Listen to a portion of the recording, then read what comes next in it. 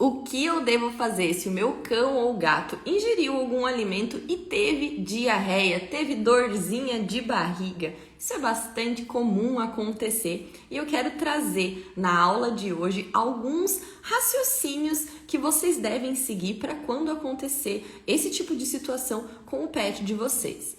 Primeira situação que eu quero que vocês tenham em mente é quando essa diarreia é alguma coisa completamente esporádica. Comeu um alimento que nunca tinha ingerido antes, amoleceu as fezes, né? Isso pode acontecer porque o próprio organismo dos nossos pets estão acostumados a digerir um tipo de alimento, que é o que? A ração. Então, quando a gente coloca aí algum ingrediente que não fazia parte disso, que não era ração nem petisco industrializado, o organismo dá aquela estranhada, ele precisa aprender literalmente a digerir aquele alimento. E é por isso que a gente sempre recomenda às pessoas que nunca ofereceram alimentos naturais para cães e gatos, seja um pedaço de fígado, um pedaço de carne, seja um iogurte natural, seja até mesmo às vezes algumas frutas, alguns vegetais, que façam de forma bem gradativa, ou seja, oferece um pequeno pedacinho e vai testando a tolerância dos pets. Lembrando que isso não é algo que a gente acaba descobrindo em alguma rotina clínica, né? Levei meu pet para o veterinário para saber se está tudo bem e de repente ele me falou que o meu pet não pode consumir esse tipo de produto. Não. Geralmente nós descobrimos esse tipo de, às vezes, problemas de saúde em alguma situação que tenha ocorrido especificadamente, né? Onde direciona uma maior investigação, um exame mais específico, algo nesse sentido. Então, se isso aconteceu com o seu pet uma vez, se ele sempre está bem, esporadicamente, ingeriu um alimento que não fez bem para ele, o que a gente deve fazer então, né? Primeiro, levar isso em consideração, que essas fezes amolecidas podem não ser daquele alimento de alguma intolerância, de hipersensibilidade, mas sim simplesmente fato da digestão do seu pet não estar acostumada com aquilo, ou sim, ele pode apresentar, né? Pode ter acertado na loteria ali de oferecer um alimento qual ele tem intolerância. E isso acontece, né, gente? Todo mundo sabe aí que os pets têm intolerância à carne de frango. Isso é muito comum, sendo que frango é algo muito oferecido para os pets, seja na alimentação natural ou como petisco, em cima da ração. Todo mundo oferece um franguinho, né? E muitas pets têm aí intolerância à carne de frango. Então, às vezes, ele tem uma intolerância e você nem sabe, né? Deu um pedaço de frango, ele teve diarreia, e a gente detecta aí depois futuramente um exame ou através das dietas de exclusão que é a carne de frango que faz mal para eles, né? Então, se é esporadicamente, não há por que você se preocupar, respeita o tempo de recuperação desse animal. Geralmente eles não querem comer, eles ficam fazendo barulhinhos estranhos com a barriga, né? E a gente fica ali tentando forçar uma alimentação. Lembre-se que quando a gente não está bem, a gente também não quer comer qualquer coisa, não é tudo que nos apetece. E o organismo sabe disso, né? Que não deve ficar ingerindo esse tipo de alimento ou alimento sólido, porque isso na verdade vai retardar a recuperação desse animal. Então esse é o nosso principal erro, começar a oferecer. Eu já falei isso na live da semana passada, que seria aí sobre o vômito, né? Então hoje a gente tá falando de diarreia, é um sintoma diferente.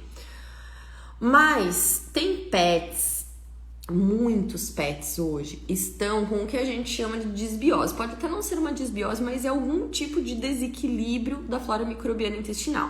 A disbiose causa isso. O que traz, né? O que causa disbiose, então, seja um medicamento contínuo, seja a própria doença, né? Então, a própria obesidade acaba bagunçando essa microbiota, por exemplo. As pessoas não levam em consideração que a obesidade é uma doença, né? E a obesidade acaba inflamando aquele organismo, o organismo vive inflamado, tentando combater aquilo e acaba desequilibrando a microbiota intestinal. Ou seja, o que é que eu quero trazer com essa mensagem para vocês? Muitos pets hoje sofrem de disbiose. Não precisa comer alimentação natural para ter disbiose. Pode ser só com ração. Não precisa a gente ver sintomatologia para diagnosticar uma disbiose. Às vezes o pet está com disbiose, mas ele não apresenta sintomas. Então, fazer uma modulação intestinal independente da dieta do seu pet é muito bem-vindo. Claro que não é somente a oferta de probióticos, ela é uma das partes, né, da modulação intestinal, mas nós temos que realmente reintroduzir, recolocar, né, todo um programa que a gente chama de 6 R's, né, dentro do organismo para que a gente consiga fornecer uma microbiota saudável. E isso também está diretamente ligado com o contato do animal na natureza, né? Então, o animal que não sai passear, vive sempre preso dentro do apartamento, ele acaba desenvolvendo e não tendo acesso, né, ao que vai fortalecer, ao que vai enriquecer a microbiota e acaba ficando, então, com ela comprometida e apresentando desbiose. Então, se o seu pet consome alimentação natural, faz tudo certinho e ele ainda assim apresenta fezes amolecidas, ele pode ter desbiose e pode ser necessário uma modulação intestinal desse animal. Sem a modulação intestinal, você pode oferecer a melhor dieta, você pode fazer o melhor tratamento, que eles não vão surgir tanto efeito assim. Afinal, gente, 70% da imunidade está no intestino. Muitas vitaminas são absorvidas no intestino. Então, como eu falei, você pode oferecer a melhor dieta se o intestino desse animal não está saudável.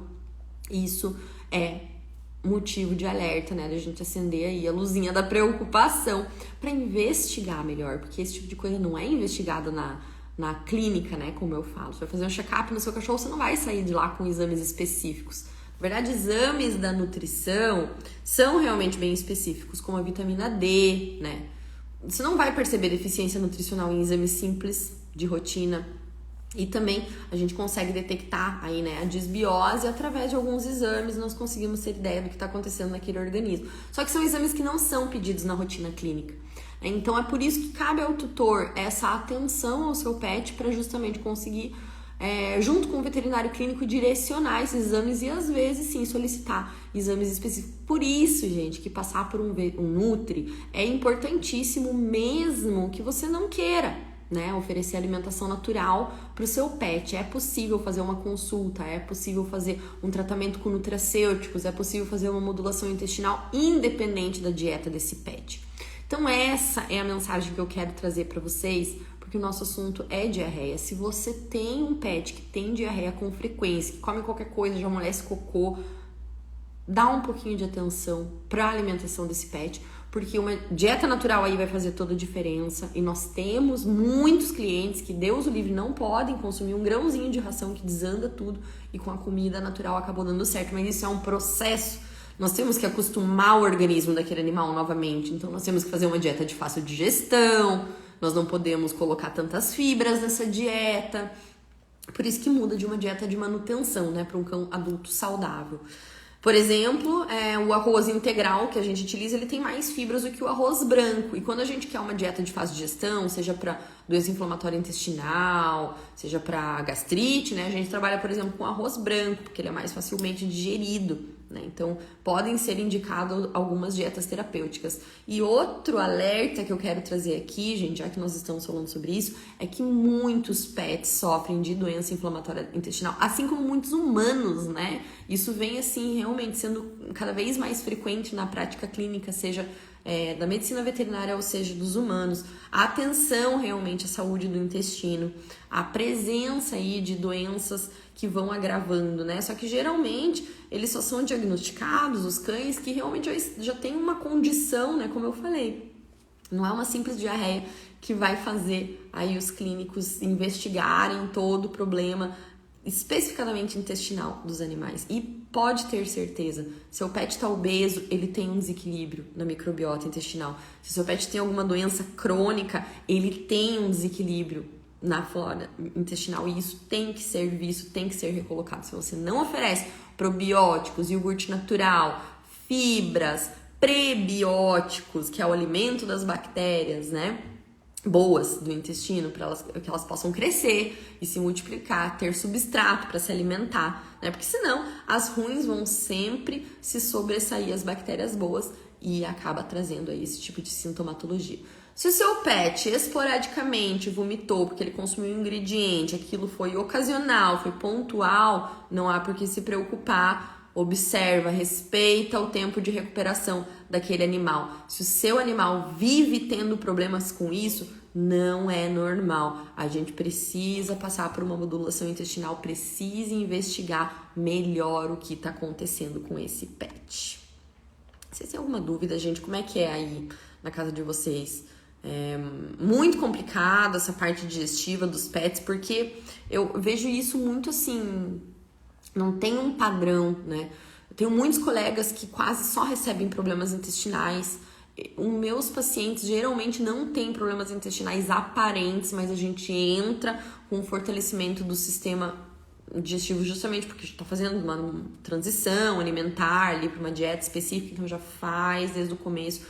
Transições alimentares devem ser feitas aos poucos. E também pode acontecer, por exemplo, eu quero oferecer dieta crua para o meu pet, né? Você vai introduzir a dieta crua, o cachorro tem diarreia, tem fezes com muco novamente. É a capacidade de digestão desse animal que está, né, que deve ser observado. Às vezes a gente até entra com algumas enzimas digestivas junto, né, com a transição alimentar para evitar, para ajudar esse organismo a se acostumar com o que deve ser, né, gente? A dieta na natureza, ela é assim do pet, né? Então eles que se acostumaram a comer ração porque a gente impôs isso para eles. Então às vezes quando a gente quer o caminho de volta, isso pode acontecer, né? Ó, meu cachorro tá com um problema da glândula adenal inflamada por conta da falta de fibras. Realmente, te orientaram, né, de uma forma correta. As fibras ajudam muito nesses problemas.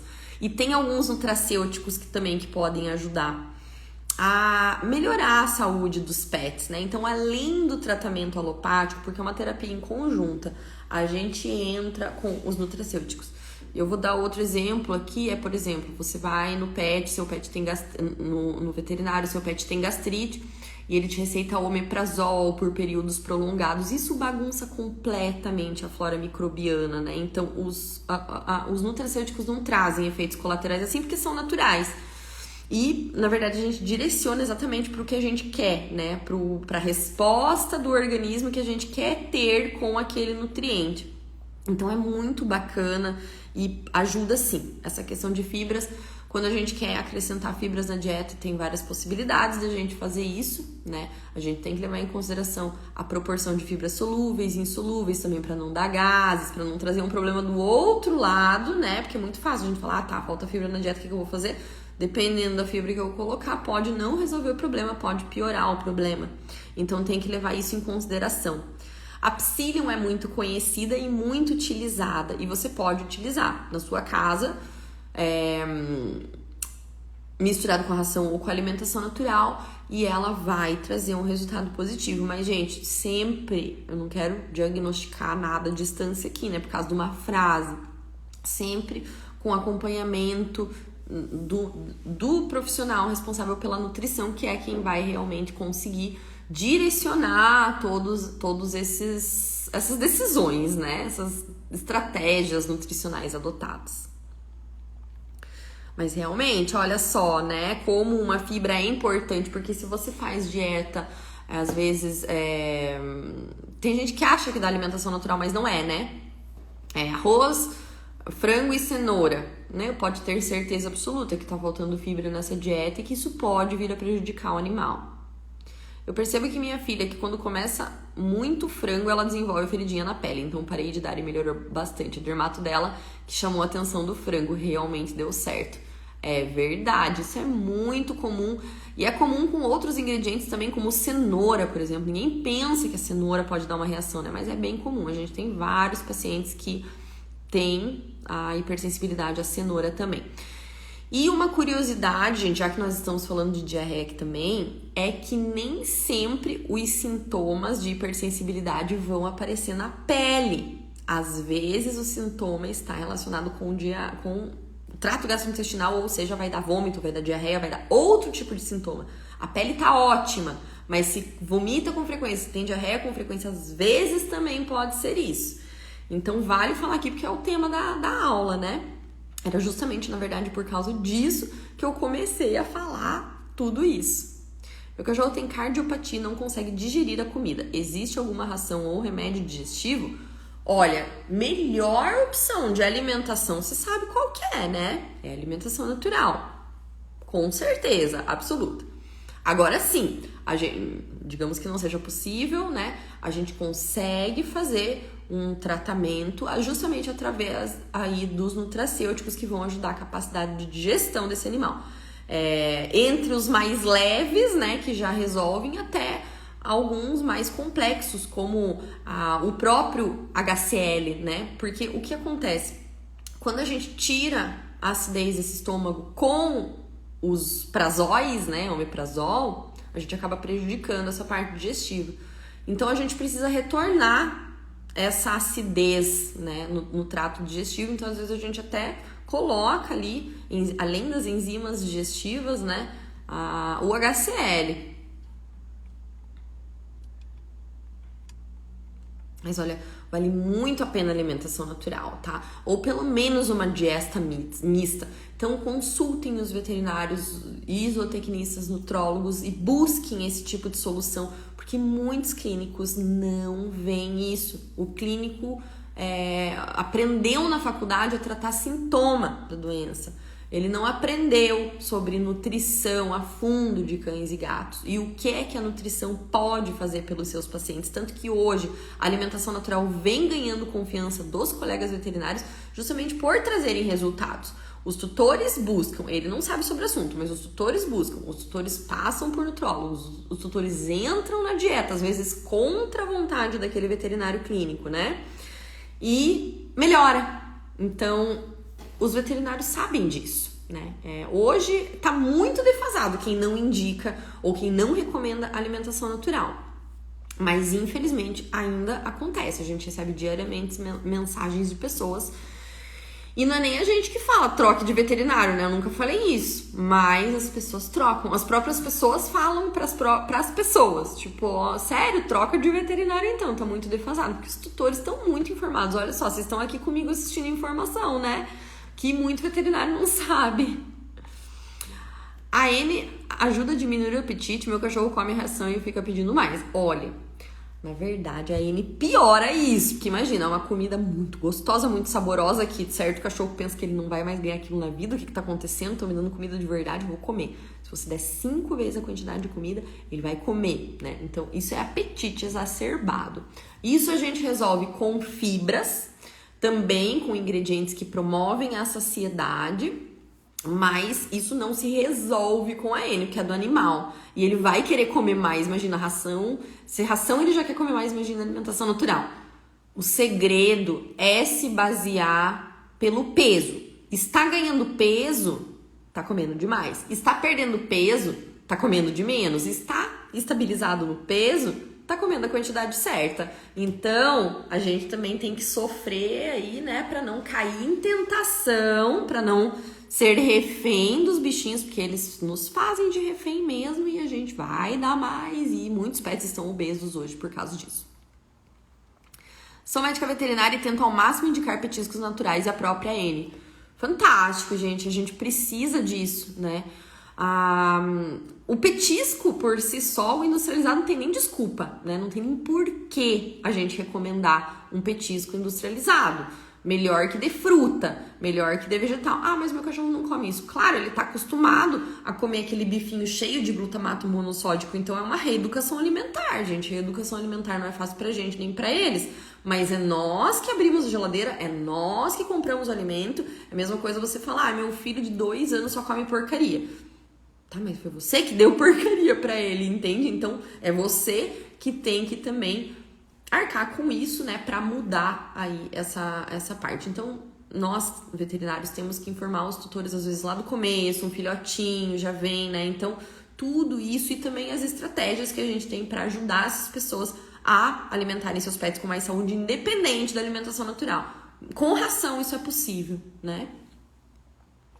Minha cadelinha com hiperadreno faz uso de AN há 7 anos e fará 17, dia 3/9. Está ótima, é uma lhasa. Olha só o que a alimentação natural é capaz de promover. E, gente, não é milagre, não é marketing, não é papo furado. É simples. Qualquer profissional de saúde que você vão te falar para comer comida saudável. Você vai num dentista que não entende nada de nutrição, ele vai falar para você comer saudável. Então, por que que nós somos os únicos, né, que recomendam aí um alimento industrializado para o pet? Não faz sentido. A base de tudo está na alimentação, a base da saúde está na alimentação. Tem outros fatores? Sim, né, com certeza. A gente precisa, como eu falei, colocar eles na natureza. Cachorro tem que ser cachorro. Não é porque eu faço bolo de aniversário para cachorro que eu humanizo o pet, viu, gente? Eu sou contra a humanização dos pets. Cachorro tem que ser cachorro. É só um bolo de aniversário saudável que ele pode comer. E o que é que tem de mais nisso, né? As pessoas comemoram mesmo em off. Antes de ter bolo de aniversário, ninguém sabia que as pessoas comemoravam, mas elas comemoravam o aniversário do pet. Então, a gente só está oferecendo aí subsídio para que isso ocorra de forma saudável. Mas contra a humanização. Além da alimentação, tem outros fatores também, que é a saúde mental do seu pet. Eles precisam ser cachorros. Mas a alimentação é a base de tudo. Não adianta você cuidar de todo o resto e não cuidar da alimentação, né? Então, isso que está mudando, gente, está mudando. Mas é isso, acho que ninguém mais inteligente. Ó, a N cozida ou a N crua pode dar mais diarreia ou não tem diferença? Na introdução, pode ser que a N crua dê mais reação, mas é por causa disso, da diferença, né? De digestão mesmo dos tipos de dieta. Em alguns casos de doenças inflamatórias intestinais, a gente opta aí pela cozida para tentar facilitar ainda mais essa capacidade de digestão, a digestibilidade do alimento, né? Porque dieta crua, principalmente crua com ossos, geralmente não se utiliza carboidrato e eles, nos teores certos, né, corretos, ajudam a questão da digestibilidade. Então depende muito do diagnóstico do pet, né? E da fase aí, se for só uma introdução ou se já está na dieta. Para esses pets bem sensíveis que querem consumir dieta crua, eu faço a introdução com a cozida, fica ali algum tempo na cozida e daí vai passando para crua. Essa é uma forma de fazer para reduzir riscos aí, né? Também sou a favor do aniversário e contra a humanização dos pets. Pois é, as pessoas às vezes entendem que não, né? Entendem que a gente tá aqui fazendo bolo de cachorro porque a gente acha que cachorro é gente, é filho, mas não é gente. Então é só um bolo de aniversário aí muito mais inocente do que qualquer bifinho, do que qualquer ossinho de couro que a gente vê. As pessoas incrédulas, né? A gente tá fazendo os vídeos aí mostrando eu até coloquei o ossinho do cachorro. Não, gente, não faz bem. Aí as pessoas, mas como assim? Se foi feito pra pet, eles não podem consumir, né? Pois é, gente, isso é muito triste. O ossinho de couro nem um alimento é. Ele é caracterizado como produto mastigável. Nem prazo de validade ele tem, né? Então é complicado a gente aceitar aí que os nossos pets têm que comer porcaria porque a indústria quer assim, né? Por causa da praticidade, por causa da validade, por causa de um monte de coisa que a indústria não quer se incomodar. Nós aqui estamos, né, lutando para fazer uma produção realmente individualizada, um cuidado com a produção, um cuidado com a matéria-prima, personalização, tudo isso envolve, né, uma diferença muito grande entre uma empresa, né, uma produção de alimentos naturais de uma produção de alimentos industrializados. E as pessoas também confundem porque para nós isso não é saudável, né? Quando a gente vai comer um cupcake, geralmente é o dia do lixo, geralmente é cheio de chantilly, cheio de gordura, cheio de açúcar, e que também não é o caso aqui, né? A gente usa os formatos dos petiscos, né, para agradar ali os olhos dos humanos, para trazer essa releitura de receitas humanas, como é o caso da maçã do amor, mas são alimentos completamente adequados e saudáveis, tudo que a gente não via antes no mercado de alimentos industrializados. Então, gente, as diarreias não são os alimentos naturais que causam, é a capacidade de digestão do alimento, é uma possível intolerância que o seu pet pode ter. Mas vale a gente destacar isso aqui, porque tem muitas pessoas que perguntam, tá, mas e o cocô não vai ficar fedido com a alimentação natural? Tá, mas e o cocô não vai piorar? Porque elas têm essa impressão que o cachorro vai passar mal quando come um alimento. Claro, o cachorro passa mal depois de um churrasco, onde as pessoas todas dão gordura, o resto da gordura pro cachorro, aí ele vai passar mal, né? E isso não é comida de cachorro, isso é comida de gente inadequada para cachorro, né? Então, às vezes, dá uma lasanha, dá uma pizza cheia de queijo. Lógico, gente, o cachorro vai ter diarreia. E a diarreia é o de menos, tá? Porque diarreia é beleza, ali passa. E a pancreatite aguda que isso pode desenvolver nos pets, né? Então, a gente tem que cuidar, sim. Muito obrigada, pessoal, pela presença de vocês. Olha, eu cheguei um pouquinho atrasada hoje, porque eu tava gravando há poucos minutos antes de começar a aula, mas deu tempo, deu certo. Espero que eu tenha transmitido o recado que eu queria para vocês, que é atenção sim à saúde intestinal do seu pet. Não são os alimentos que causam isso. Cuida, ninguém melhor do que o tutor para saber sobre isso. Muito melhor do que os veterinários, é o tutor que conhece, já sabe o que deu, já sabe o que comeu, já sabe o que deu certo, o que não deu certo. A gente tá aqui para orientar, ajudar, mas sempre o tutor conhece muito bem do seu pet. Então, até mesmo num desafio expositivo, numa dieta de exclusão, é o tutor que vai fazer esse papel de introdução de novos ingredientes, de observação, de reação, não é veterinário, né? Então, cabe sim a gente aí toda essa atenção com os nossos pacientes e com os nossos pets, porque eu acho que tem mais veterinários aqui, tem tutores, tem alunos. Obrigada, gente, obrigada pela companhia de vocês. E é isso, até a próxima, uma ótima noite e um bom descanso. Beijo.